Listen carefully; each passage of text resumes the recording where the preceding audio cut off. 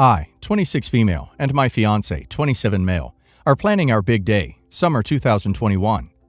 He wanted to ask his best friend John, 27 male, to be best man, and I vetoed it. John dated my sister, 28 female, back in college. It's how I met my fiance, and they ended it on a pretty bad note. My sister is maid of honor, and I didn't want there to be any tension at the altar, and my fiance understood that, and John was cool with it. I just didn't want any drama.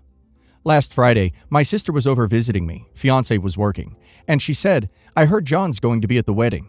I don't think I want to go with him there." And although I can understand why my fiance wanted John to be there, I wanted my sister there even more. So I assured her that I would talk to my fiance about this. Later, when fiance came home, I sat down and talked about the previous discussion I had with my sister. And to say the least, he is not okay with it. Saying stuff like, first not the best man, fine, not a groomsman, okay, whatever. But now he can't even be at the wedding? No. I told him I'd rather have my sister than John, a person that isn't even related to you, at the wedding. And I pleaded he would at least hear me out. He didn't. He left the house and had been crashing at John's place since. I don't know. Am I an a-hole here? Like, it makes sense to me. Blood sister outweighs best friends, right? Just wanted some outside perspective from internet strangers. I hate airing drama to people I actually know. Am I the a-hole? Yes, the a-hole. Unless John did something criminal to your sister, you should blame her for not putting you first at your wedding. Because right now, you aren't putting your sister over John. You're putting your sister before your fiancé. Nothing criminal that I'm aware of. Unless cheating is criminal, then John would still be in the clear there. I don't know. I just would rather my sister than a best friend, since family is forever, right? To give more context about that, my sister cheated on John, and he ended it. My sister says it's just too awkward to be around him, which I can understand. I don't think they would actually fight each other. The last time they were in the same room, a barbecue we had before virus, they just stayed polar opposite of each other. But I want my sister to be there for me, and I didn't think uninviting John would cause fiancé to react how he's reacting. Your family member is threatening not to come to her own sister's wedding because she doesn't want to deal with the awkwardness of being around a man that she cheated on years ago. Why are you even trying to make this sacrifice for her? Why should three people who have done nothing wrong take the hit for someone who is being this unreasonable? You and your sister are the a-holes. It's clear neither of you like John. You even put quotes around best friend, even though the man you want to marry wanted him by his side at the altar. His reaction seems totally justified. He was super flexible. Moved John to the audience instead of best man or even groomsman, only to be told, nah, that's not enough. You need to give up more for me. I'm 24, getting married in March next year. My younger brother is 20. We never got along until recent years, and it's still a bit rocky due to him being an ex-D addict and now an alcoholic.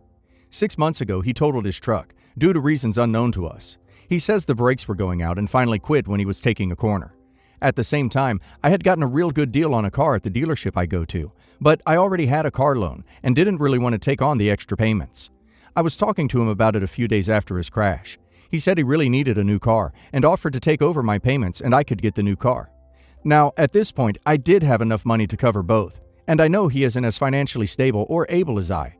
I considered the deal and eventually accepted, under the preface that if he ever got into financial trouble, to let me know before anything, because I could handle paying the payment on both cars for a few months if absolutely necessary. He told me he was all good, working more than usual and earning more spending money. Fast forward to last week. My older brother called to ask if I checked out original brother's new car yet. What the duck? Call him up. Says he ended up getting his girlfriend's grandparents to give him a down payment and co-signature on a brand new truck. Okay, cool. But what about the payments on the car I gave him? Turns out, according to my original loaners, he hadn't made a single payment since I gave him the car and was $1,700 in the hole. They were sending it to collections and attempting to repossess it unless I got them $1,500 up front. Now, the money isn't a big deal to me. I put up the money to cover it, and the other brother wants it, but that's a story for another day. The issue for me is I am so close to being married, buying my first house, and starting my life, and he had no issue with letting my credit get rocked for the $8,000 left on the car and not saying anything to me about it. He was 100% willing to continue on with letting the car get repossessed without even calling or sending a warning text to me. I've lost all respect and trust for the kid. I'm definitely not allowing him to be a groomsman anymore, which sucks because I thought it would help us bond. But I'm also considering just not inviting him whatsoever. So, am I the a-hole, or would I be for not inviting him or making him a groomsman? Not the a-hole.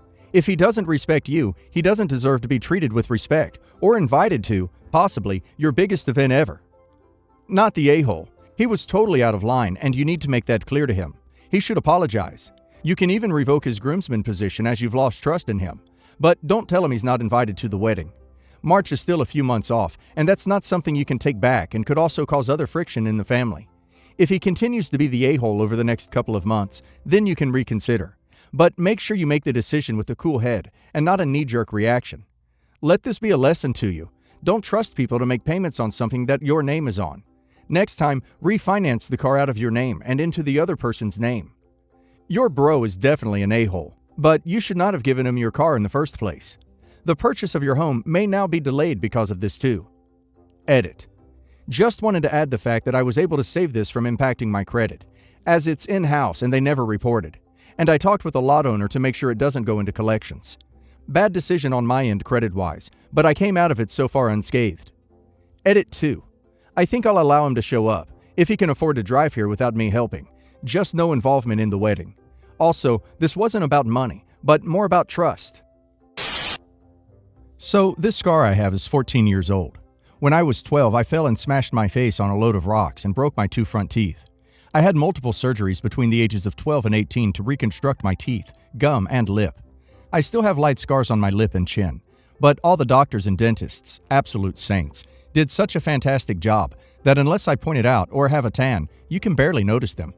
A few months after my accident, and after my first 2 surgeries, my aunt got married. She didn't want me in any of her photos in case they looked bad. She didn't want them ruined. My dad can be a right gobby bastard, and told her to stop being so superficial, or our whole family will leave, and we wouldn't speak to them again because of how she was treating me and my scars. Something I couldn't help. She had 1 photo with me in it, but I'm at the back behind my other cousins. Her daughter, we'll call her ex, and her friend then picked on me the whole night because of the scars. The scars have faded well over time, and even I sometimes forget they're there. My fiance didn't even notice them until after he proposed. But despite this, at my cousin's wedding, my aunt asked me if I wore a lot of makeup to hide them from my fiance. Excuse me? Her jerk daughter ex caught the bouquet, snatched it off the girl who caught it and started yelling, "I caught the bouquet!" My aunt then came up to me and said, "Looks like X will be getting married before you after all." I looked her dead in the eye and said, "I have a ring. Where's X's boyfriend?" "Oh yeah, she doesn't have one." Am I the a-hole for snapping here?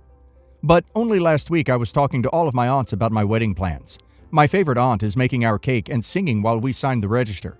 But which aunt said I should get cosmetic surgery to hide my scars so I won't ruin my own wedding photos? I told her to duck off and forget about an invite unless she comes groveling back to me and apologizes. My nice aunt said I shouldn't have snapped so viciously, and my mom said I shouldn't have cut her from the guest list so quickly, as which aunt is going through some stuff right now. That side of the family is making me feel real guilty about it. Dad just likes the prospect of her not being there. Am I the a-hole? Not the a-hole. Sounds like your aunt has been going through some stuff for 14 years. I believe it's called being a stanky a-hole. Not the a-hole. Who cares what she's going through right now? She has been picking on you about that since you were a child and allowing her children to join in. Neither her nor her daughter should be getting an invite. Even if they apologize, it will only be fake to get the invite. Not the a-hole at all. She absolutely owes you an apology. She wouldn't be at my wedding either. Your mom and nice aunt need to have a good long talk with witch aunt, and to make sure she understands what she's done wrong, and to apologize sincerely to you if they want her at the wedding. I, 51 female, have 2 brothers. OB, 54 male, and YB, 49 male. Dad died a year after mom. He had a will, which divided his estate into 4 parts. Kids to get 1/4, 4 grandkids splitting 1/4. OB as executor. The grandkids are mine, 9 and 12, OB's daughter, 21, and YB's son, 15. He also left a cash fund to be used by all until the rest was settled. We did use some of that. My parents were well off. The value of their house is about $800K to $1 million. Dad treasured his family. When OB needed a home, my dad built a suite for them. When OB was ready to buy, my folks sold their house to them and bought the place next door. My dad helped me out too, with debt, and paid for most of my wedding. OB now runs my dad's contracting business. OB asked that we wait so he could get a mortgage to buy Dad's house. OB made a deal with YB for his share. That seemed odd to me, as the estate hadn't even been assessed yet, but it was between them. The rest of us agreed to wait.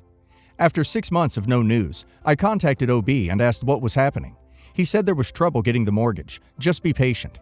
I contacted a lawyer to review that everything was proceeding as it should, that all assessments were being done, etc. OB was pissed, thought it was a waste of money, when he could handle things just fine. He reluctantly hired a lawyer himself to help sort things out. OB had his lawyer send a heavily redacted financial statement that showed Dad had 0 assets besides the house. They had taken $100K to pay for my niece's wedding, which they said Dad was going to do. Then, sister-in-law posted on social media about $50,000 RV they had bought, that they were doing some renovations on Dad's house to prepare for moving in. About 18 months after Dad died. They didn't have a mortgage, hadn't asked if they were permitted to renovate or move in before the estate was settled, never talked to me or our lawyer directly.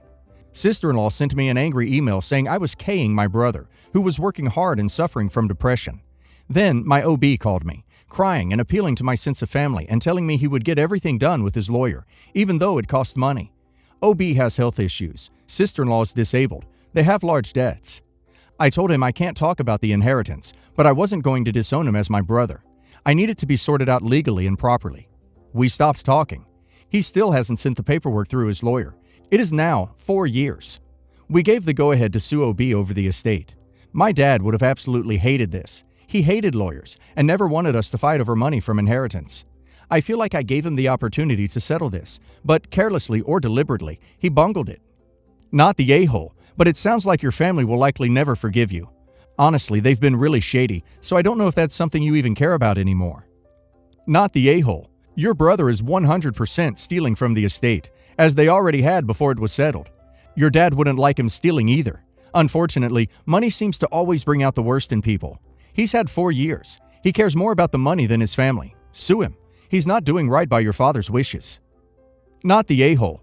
Your brother has stolen at least $100,000 from the estate. Hire an estate attorney. File in court to force the proceeding of your dad's will. File for theft charges if your brother took money from the estate to which he wasn't entitled. Have the estate evict them if they are living in the house.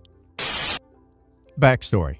I'm a cosmetologist and have been dyeing my hair with the 1N, darkest black they sell, for a year and a half. Black is hard to get out of hair. My sister is getting married and asked me to change my hair color to our natural color, dark brown. My sister and I have been going to the same hairdresser for 13 years. I told my sister that I honestly couldn't afford to change my hair back to brown because I knew it would be a couple $100.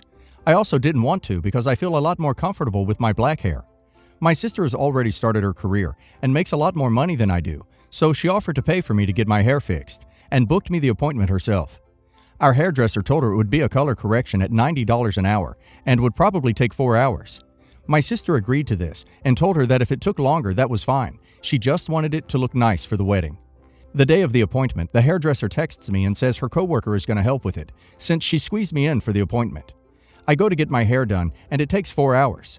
My hairdresser passes me the iPad, and I put in my sister's credit card to pay $550, including tip. Sister told me it was okay to give her 20% before I went. I got up to leave, and my hairdresser hands me another iPad and says, "This is for her coworker. It's for the product and stuff." And I was like, "Oh, okay." So I started putting in the credit card info again, and before I pressed submit, I asked how much it was since they never told me. It was $750. I asked why, and she said it was her hourly rate and the price of the product. I started crying, pressed submit on the card, and left to my car and immediately called my sister. My sister told me to calm down and it would be okay and not to worry about it, and that she would call our hairdresser tomorrow to get this figured out, since after tips it was $1,500. My friends are all saying I should have refused to pay, not tipped or argued about the price. I wanted to say something so bad, but I was on the verge of a panic attack and I didn't know what to do. Edit. I'm paying my sister back as much as possible over the next few months, but the initial charge on her credit card is what I feel awful about.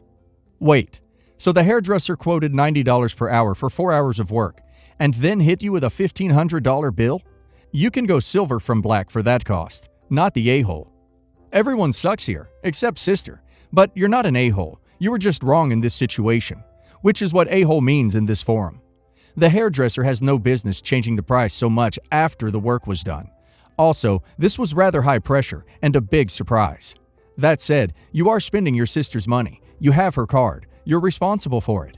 And I'd say this is a violation of the responsibility you took by taking the card. I know it's easy to say now. You could have called your sister, and at the time and situation, it's difficult to fulfill your duty with another person's finances. But you did make a mistake here. Your sister sounds awesome, by the way. I like that she was comforting you and taking responsibility for fixing your mistake.